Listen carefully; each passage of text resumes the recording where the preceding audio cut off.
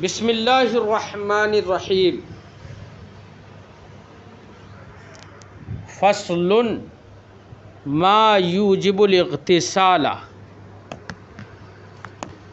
یہ فصل ہے ان چیزوں کے بیان میں جو غسل کرنے کو واجب کرتی ہیں۔ کن چیزوں سے غسل کرنا واجب ہے، کون سا کام ہو جائے گا یا کون سا ایسا فعل ہو جائے گا، کون سی ایسی چیز پائی جائے گی کہ جس کی وجہ سے غسل کرنا واجب ہو جائے گا، جو غسل کو واجب کر دیتی ہے وہ کون سی چیزیں ہیں۔ تو صاحب کتاب یہاں پر چند چیزیں بیان کر رہے ہیں۔ فرماتے ہیں یفترض الغسل بواحد من 7 اشیاء، 7 چیزوں میں سے کوئی ایک کے ذریعے سے غسل فرض ہو جاتا ہے، غسل فرض ہو جاتا ہے۔ یفترض افتراض فرض ہو جانا، یفترض الغسل غسل کرنا فرض ہو جاتا ہے یا غسل فرض ہو جاتا ہے بواحد من 7 اشیاء، 7 چیزوں میں سے کسی ایک کے ذریعے، یعنی 7 میں سے کوئی بھی چیز پائی گئی تو غسل کرنا فرض ہو جائے گا، واجب ہو جائے گا۔ کیا ہیں وہ 7 چیزیں؟ ان 7 چیزوں کا ذکر کر رہے ہیں صاحب کتاب۔ فرماتے ہیں خروج المنی الی ظاہر الجسد اذا انفصل عن مقرہ بشہوۃ من غیر جماع۔ بیٹا ایک ہوتا ہے جماع، میاں بیوی کا، شوہر اور بیوی کا آپس میں فعل مخصوص کرنا جماع کہلاتا ہے۔ جماع کی صورت میں غسل اگر منی نہ بھی نکلے، انزال نہ بھی ہو، تب بھی غسل واجب ہو جاتا ہے، اور اگر جماع کے بغیر منی کا اپنی جگہ سے جدا ہو جانا شہوت کے ساتھ، 2 باتیں یہاں پر بتائیں گے۔ ایک تو یہ کہ شہوت کے ساتھ منی اپنی جگہ سے نکل جائے، جدا ہو جائے۔ منی کی جگہ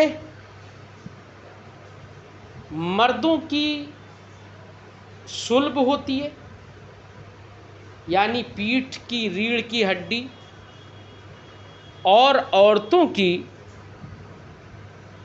پسلیاں ہوتی ہیں، سینہ۔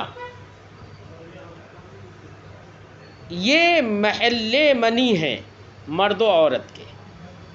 اب شہوت تھی کسی مرد کو یا عورت کو، اور شہوت کے ساتھ اتنی شہوت ہوئی کہ شہوت کے ساتھ منی اپنی جگہ سے جدا ہو گئی۔ اب جدا ہو جانے کے بعد منی باہر نکل آئی مخرج سے، ظاہر جسم کی طرف نکل آئی، تو یہ نکلنا غسل کو واجب کر دے گا۔ اب اس میں 2 صورتیں، ایک تو ظاہر جسم کی طرف نکلنا، دوسرا شہوت کے ساتھ اپنی جگہ سے جدا ہو جانا۔ یہ 2 شرط، دونوں باتیں ہیں۔ لہذا اگر کسی کی شہوت کے ساتھ منی تو اپنی جگہ سے جدا ہوئی اور مخرج سے باہر نہیں آئی، ظاہر جسم سے تک منی نہیں نکلی، تو صرف جدا ہو جانے سے غسل واجب نہیں ہوگا۔ ایسے ہی منی ظاہر جسم تک آئی، مثلا چپچپا پانی، عورت کا زردی کے مائل ہوتا ہے، مائل بزردی ہوتا ہے، باری اور پتلا ہوتا ہے، اور مرد کا کچھ گاڑھا اور چکناہٹ اس میں ہوتی ہے، شہوت جس کے نکلنے کے بعد ختم ہو جاتی ہے، اسے منی کہتے ہیں۔ منی کسی کی نکلی، منی کا مطلب مادہ تولید جو ہوتا ہے، بچے کی پیدائش کا جو سبب جو پانی بنتا ہے وہ منی کہلاتا ہے۔ تو اگر منی کسی کے مخرج سے نکلی، ظاہر جسم کی طرف نکلی، لیکن شہوت کے ساتھ اپنی جگہ سے وہ جدا نہیں ہوئی تھی، بلکہ منی کبھی کبھی وزن اٹھانے کی وجہ سے بھی نکل سکتی ہے، یا کوئی اور ایکٹیویٹی اگر آدمی نے کی، یا کوئی اور ایسا کام کیا جس سے جسم پر بوجھ محسوس ہوا، تب بھی منی نکل سکتی ہے۔ تو اب اگر منی یہ گاڑھا پانی باہر تو نکلا، لیکن شہوت کے ساتھ اپنی جگہ سے جدا نہیں ہوا تھا، شہوت نہیں تھی جدا ہونے کے وقت میں، تب بھی بیٹا اس سے غسل واجب نہیں ہوگا۔ دونوں چیزیں پائی جانا چاہیے، ایک تو یہ کہ شہوت کے ساتھ اپنی جگہ سے جدا بھی ہو اور ظاہر بدن کی طرف وہ نکلے بھی۔ اگر دونوں چیزیں پائی گئیں تب تو غسل واجب ہوگا، ورنہ غسل واجب نہیں ہوگا۔ فرماتے ہیں خروج المنی الی ظاہر الجسد، منی کا، مادہ تولید کا ظاہر جسم کی طرف نکلنا یہ غسل کو واجب کرے گا۔ کب؟ اذا انفصل عن مقرہ بشہوۃ من غیر جماع، جبکہ وہ بغیر جماع کے شہوت کے ساتھ اپنی جگہ سے، اپنے مقر اور اپنی قرارگاہ سے، اپنے ٹھہراؤ کی جگہ سے شہوت کے ساتھ جدا ہوئی ہو۔ من غیر جماع، بغیر جماع کے، کیونکہ من غیر جماع کی قید اس لیے لگا رہے ہیں کیونکہ اگر جماع ہو، صحبت ہو، تو صحبت کی صورت میں غیبوبت حشفہ ہوتے ہی غسل واجب ہو جاتا ہے۔ حدیث پاک میں ہے اذا التقى الختان الختان فقد وجب الغسل، جب دونوں شرم گاہیں آپس میں مل جائیں تو غسل واجب ہو جاتا ہے۔ اس سے مراد ہمارے احناف نے یہ لیا کہ غیبوبت حشفہ ہو جائے، یعنی مرد کا عضو تناسل کا اگلے کا حصہ جو ہے وہ غائب ہو جائے تو غسل واجب ہو جاتا ہے۔ تو جماع کی صورت میں چاہے نزول منی ہو یا نہ ہو، ہر صورت میں غسل واجب ہو جاتا ہے۔ وَتَوَارِي حَشْفَةٍ، ایسی فرماتے تواری، وارا یواری مبارات، اس کا معنی ہوتا ہے بیٹا چھپ جانا، غائب ہو جانا۔ تواری حشفتن، حشفہ کا غائب ہو جانا، حشفہ کا یعنی مرد کا پیشاب کی جگہ کا اگلا حصہ کے جو حصہ ہوتا ہے اس کو حشفہ کہتے ہیں، اس کا غائب ہو جانا اور فرج میں داخل ہو جانا، صرف اس کے غائب ہو جانے سے غسل واجب ہو جائے گا۔ وَقَدْرِهَا مِن مَقْطُوعِهَا، اور فرماتے ہیں کہ حشفہ کی مقدار کا غائب ہو جانا، جبکہ حشفہ کٹا ہوا ہو، کوئی ایسا ہے کہ جس کا حشفہ کٹا ہوا ہے، اب اس آدمی پر غسل کب واجب ہوگا؟ تو اس کے بارے میں فرمایا کہ اگر حشفہ کٹا ہوا ہے تو حشفے کی مقدار جو بھی ہو وہ اس مقدار اگر غائب ہو گیا، داخل ہو گیا تو غسل واجب ہو جائے گا۔ کہاں؟ فی احد سبیلِ آدمی حج، زندہ آدمی کے دونوں راستوں میں سے کسی ایک راستے میں، چاہے قبل میں چاہے دبر میں، لیکن زندہ آدمی ہو، آدمی سے مراد مرد ہی نہیں ہے، مرد ہو یا عورت، آدم کی اولاد جو بھی ہیں وہ سب آدمی کہلاتی ہیں، چاہے وہ مرد ہو یا عورت۔ زندہ آدمی کے قبل یا دبر میں اگر حشفہ غائب ہو گیا یا اس کی مقدار غائب ہو گئی تو ایسی صورت میں غسل واجب ہو جاتا ہے۔ اب یہاں پر آدمی کے قبل اور دبر دو راستوں میں سے کسی ایک کا ذکر کیا، کسی میں بھی ہو جائے، اور لیکن آدمی کے ساتھ حجن کی قید لگا دی، زندہ کے۔ لہذا اگر کوئی مردہ ہے، کچھ ایسے بھی بدتمیز لوگ ہوتے ہیں جو مردے کے ساتھ بھی اس طریقے کے کام کر دیتے ہیں، تو اگر کوئی مردہ ہے تو مردے کے ساتھ غیبوبت حشفہ سے غسل صرف واجب نہیں ہوگا۔ کیوں؟ اس لیے کہ وہاں پر شہوت نہیں ہے۔ شہوت زندہ ہی کے ساتھ ہوتی ہے یا زندہ ہی کے اندر ہوتی ہے۔ وَإِنزَالُ الْمَنِيِّ بِوَطِيِّ مَيْتَةٍ، ہاں اگر مردے سے وطی کی کسی نے تو صرف وطی کرنے سے غسل واجب نہیں ہوگا، ہاں منی بھی نکل گئی، انزال بھی ہو گیا تو انزال منی سے غسل واجب ہو جائے گا، صرف نفس غیبوبت حشفہ یا نفس وطی سے غسل واجب نہیں ہوگا۔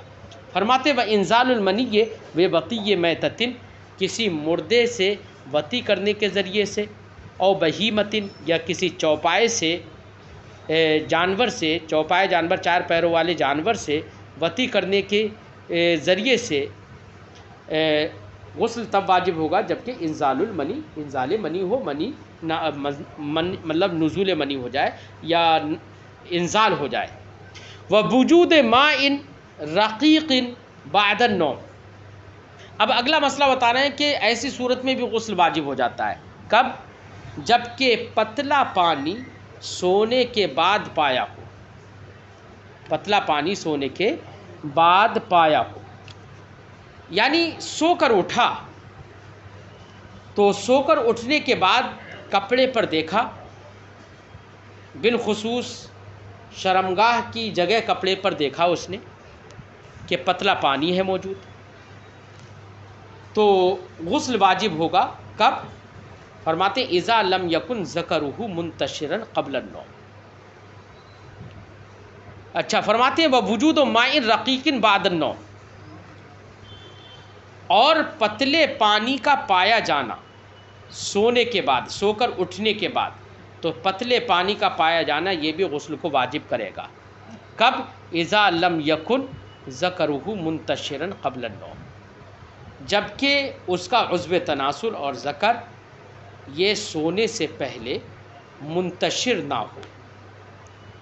اور اگر منتشر ہے، اصل میں مسئلہ یہ جو ہے اس کی کئی صورتیں اس مسئلے کی نکلیں گی، ہم ایک دم یہ نہیں کہہ سکتے کہ ہر صورت میں غسل واجب ہو جائے گا، لیکن اس مسئلے کی بیٹا تقریباً ہمارے فقہا نے 14 صورتیں بیان کی ہیں۔ اب 14 صورتوں کو ہم اس طریقے سے ہم بیان کر سکتے ہیں کہ آدمی سو کر اٹھا تو یا تو اسے یہ یقین ہوگا کہ یہ منی ہے، یا مزی ہونے کا یقین ہوگا، یا ودی ہونے کا یقین ہوگا، 3 صورتیں، اگر منی تو 3 صورتیں ہو گئیں، دھیان رکھنا، یا منی اور مزی میں شک ہوگا کہ منی ہے یا مزی ہے، ان میں شک ہوگا، ٹھیک ہے، تو 4 صورتیں ہو گئیں، اور پھر طرفین میں یا تو شک ہوگا، یعنی منی ہے یا ودی ہے، تو اس میں شک ہو، یا مزی اور ودی میں شک ہو، ٹھیک ہے، یا تینوں میں شک ہو کہ پتہ نہیں منی ہے، مزی ہے یا ودی ہے، تینوں میں شک ہو، اور ابھی اتنی صورتیں ہو گئی ہیں، مع احتلام یہاں پر یاد بھی ہو کہ اسے یہ بھی معلوم ہو کہ ہاں احتلام ہوا ہے مجھے، تو احتلام معلوم بھی ہو اور پھر اسے یہ شک ہو کہ یہ مزی ہے، احتلام کا مطلب خواب معلوم ہو کہ اس نے خواب ایسا کچھ دیکھا ہے، تو اب اسے ان چیزوں میں شک ہے، ایک اتنی صورتیں ہو گئیں، یا یہ ہے کہ اسے یہ یقین ہو کہ منی ہے، مطلقاً منی کا یقین ہو، تو اس صورت میں تو بیٹا غسل واجب ہوگا احتیاطاً، جو ہم نے صورتیں بتائیں۔ اور اگر کسی کو یہ یقین سے معلوم ہے کہ یہ مزی ہے یا ودی ہے، مزی اور ودی کا یقین ہے اگر کسی کو، تو بالاتفاق غسل واجب نہیں ہوگا۔ ودی ہونے کی صورت میں تو بالاتفاق غسل واجب نہیں ہوگا، کہ اگر یہ یقین ہے کہ ودی ہے تو بالاتفاق غسل واجب نہیں ہوگا، اور اگر یہ یقین ہے کہ یہ مزی ہے یا مزی اور ودی میں شک ہے اور احتلام اسے یاد بھی نہیں ہے، تو ایسی صورت میں غسل واجب ہوگا صاحبین کے نزدیک، اور اس صورت میں جب کہ منی اور مزی ہونے میں شک ہو تب تو صاحبین کے نزدیک غسل واجب ہوگا۔ ایسے ہی منی یا ودی ہونے میں شک ہو تب بھی صاحبین کے نزدیک غسل واجب ہوگا احتیاطاً، یا منی مزی اور ودی تینوں میں شک ہو تب بھی صاحبین کے نزدیک احتیاطاً غسل واجب ہوگا۔ ہاں امام وہ صاحبین میں نے کہہ دیا یہاں پر طرفین کے نزدیک غسل واجب ہوگا، یعنی امام محمد کے نزدیک اور امام اعظم رضی اللہ تعالیٰ عنہ کے نزدیک احتیاطاً غسل واجب ہوگا ان صورتوں میں۔ امام ابو یوسف کے نزدیک غسل واجب نہیں ہوگا۔ انہوں نے یہ کہا کیونکہ یہاں پر یقین ہی نہیں ہو رہا ہے شک کی صورتوں میں، تو جس کی وجہ سے غسل واجب ہوتا ہے اس سبب میں جب شک ہے اور یقین ہی نہیں ہے تو وجود سبب میں شک ہونے کی وجہ سے امام ابو یوسف نے یہ فرمایا کہ شک کی تمام صورتوں میں غسل واجب نہیں ہوگا، لیکن امام محمد اور امام اعظم رضی اللہ تعالی عنہما کے نزدیک احتیاطاً شک والی صورتوں میں غسل واجب ہوگا۔ تو یہ ساری صورتیں ہیں بیٹا، انہی میں سے ایک صورت کو صاحب کتاب نے ذکر کیا کہ وجود و ماء رقیق، سو کے اٹھنے کے بعد پتلا پانی پانا، بعد النوم سونے کے بعد، اذا لم یکن یہ غسل کو تب واجب کرے گا اذا لم یکن ذکرہ منتشرا قبل النوم، جبکہ اب اذا لم یکن ذکرہ منتشرا قبل النوم کا خلاصہ بیٹا یہ ہوگا کہ سونے سے پہلے انتشار یہ خروج مزی کا سبب ہو سکتا ہے، کہ بیٹا جب شہوت ہوتی ہے انتشار ہوتا ہے تو اس صورت میں مزی نکلتی ہے، اور جب مزی نکلتی ہے تو سونے سے پہلے اگر ذکر منتشر ہے یا عورت پر شہوت طاری ہے تو ایسی صورت میں مزی کا احتمال ہے۔ جب مزی کا احتمال ہے تو اب ایسی صورت میں غسل وہی شک والی صورت میں آ جائے گی کہ مزی ہے یا منی ہے۔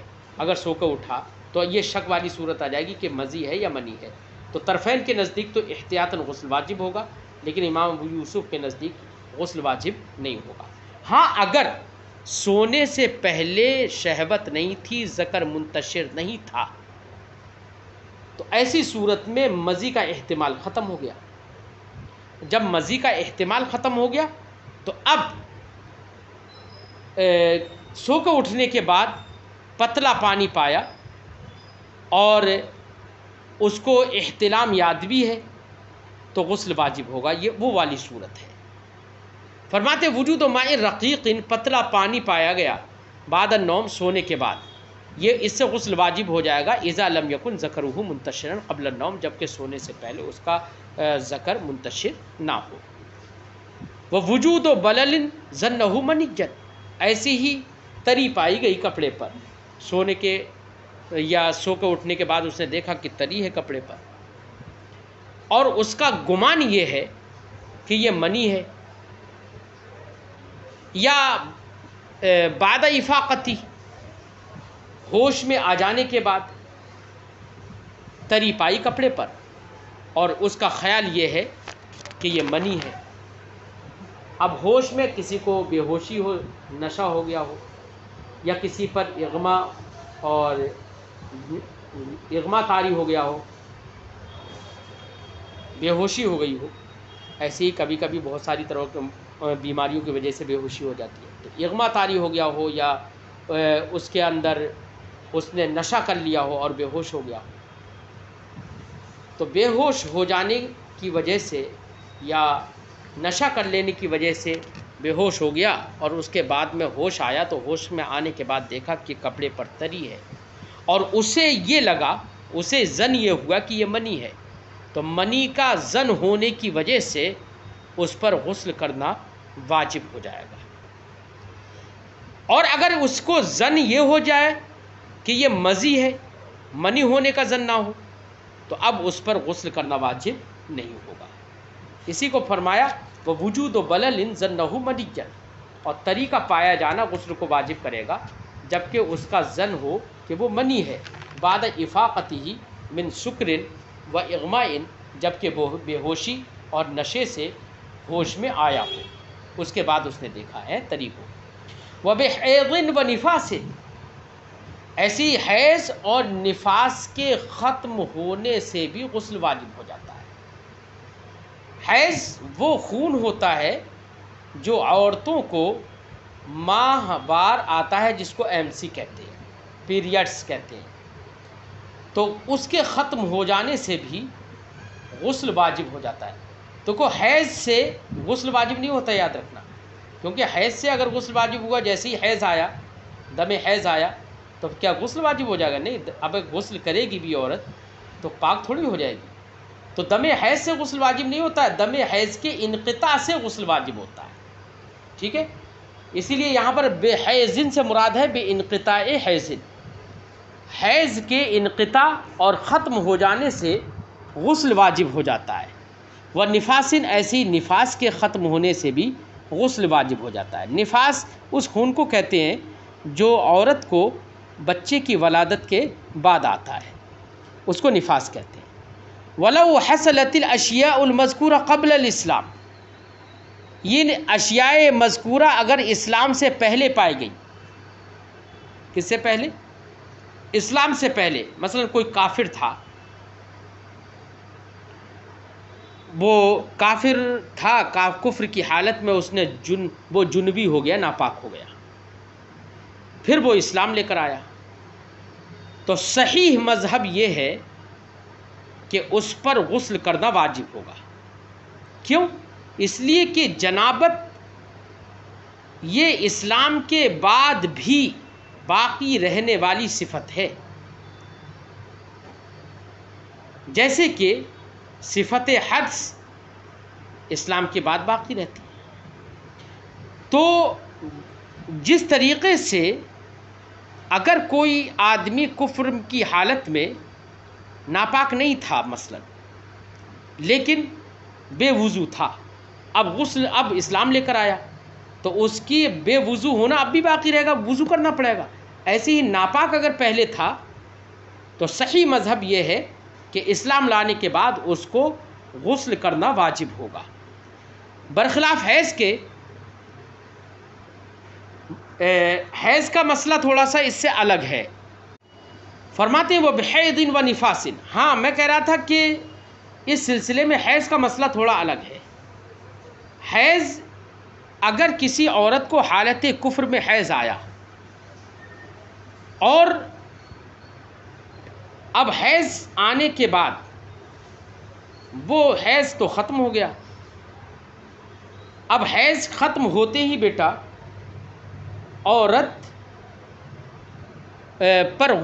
عورت جو ہے اس سے وطی کرنا اور یہ سب کرنا جائز ہو جاتا ہے، یعنی وہ عورت حیض سے پاک ہو گئی. اب اس کے بعد وہ اسلام لے کر آئی، تو اسلام لے کر آنے کے بعد ہمارے فقہا نے یہ فرمایا ہے، کچھ فقہا نے یہ فرمایا کہ اب اس پر غسل کرنا واجب نہیں رہے گا، لیکن احتیاط اسی میں ہے. قاضی خاں کے اندر فرمایا گیا الاحوط وجوب الغسل فی الفصول کلہا اے فی الجنابۃ والحیض والنفاس. یہ فرمایا گیا کہ ان تمام صورتوں میں، چاہے وہ جنابت کی صورت ہو، چاہے حیض کی صورت ہو، چاہے نفاس کی صورت ہو، تمام صورتوں کے اندر اگر اسلام لے کر آئی عورت یا مرد اسلام لے کر آیا تو تمام صورتوں کے اندر غسل کرنا یہ واجب ہوگا. یہ احتیاطاً حکم دیا ہے، اسی کو بیان کر رہے ہیں. وہ بحیض و نفاس. ولو حصلت الاشیاء المذکورہ قبل الاسلام، اگر یہ اشیاء مذکورہ اسلام سے پہلے پائی گئیں تو غسل واجب ہو جائے گا. فی الاصح، زیادہ صحیح قول یہی ہے. وَيَفْتَرِضُ تَغْسِيلُ الْمَيِّتِ کفایت. اور فرماتے ہیں بیٹا غسل کی بات چل رہی تھی تو غسل کی یہاں پر میت کے غسل دینے کو بھی صاحب کتاب نے ذکر کر دیا اسی مناسبت سے. فرماتے ہیں وَيَفْتَرِضُ تَغْسِيلُ الْمَيِّتِ کفایت. میت کو غسل دینا فرض کفایہ ہے.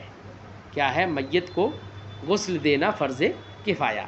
یہ میت سے مراد میت مسلم ہے۔ میت مسلم اگر ہے تو اس کو غسل دینا فرض کفایہ، کسی ایک آدمی نے بھی غسل دے دیا تو غسل ادا ہو گیا، غسل ہو گیا۔ اور کافر اگر ہے تو کافر کے لیے اگر کوئی ولی اور کوئی وارث نہیں ہے تو یہ حکم ہے تو اس پر ایسے ہی پانی بہا دیا جائے، ہے نا، اور اس پر کوئی بھی کپڑے سے ایسی پانی بہا دیا جائے، اور ایسی چاہے پاک ہو ناپاک ہو، ایسی کوئی بھی کپڑا ہو اس میں اس کو ایسی گڈھے میں دبا دینا چاہیے، ٹھیک ہے۔ مسلم میت اگر ہے تب تو اس کو غسل دینا فرض کفایہ ہے۔ ہاں، کافر کے لیے سنت طریقے پر غسل نہیں دیا جائے گا، اس پر ایسی پانی بہا دیا جائے گا، ٹھیک ہے۔ بسم اللہ